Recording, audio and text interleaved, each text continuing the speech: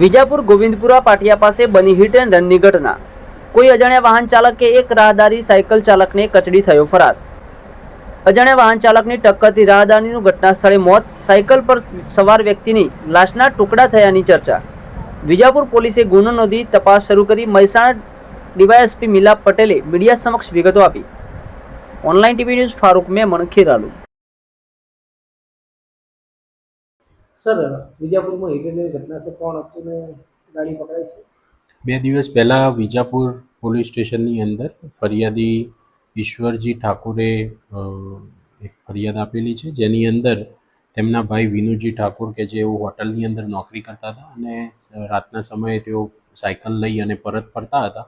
તે દરમિયાન 10:15 વાગ્યા આસપાસ રાત્રે કોઈ અજાણ્યા વાહન ચાલકે ટક્કર મારતા તેઓને વિજાપુરના ગોવિંદપુરા પાટિયા જે ચોકડી છે ત્યાં આગળ અકસ્માત સર્જી અને અજાણ્યો ઈસમ ભાગી ગયેલો હતો અને તેઓને તાત્કાલિક ત્યાંથી ઘટના સ્થળેથી હોસ્પિટલ પહોંચાડતા, પરંતુ તેઓનું સારવાર દરમિયાન મૃત્યુ થયેલું હતું।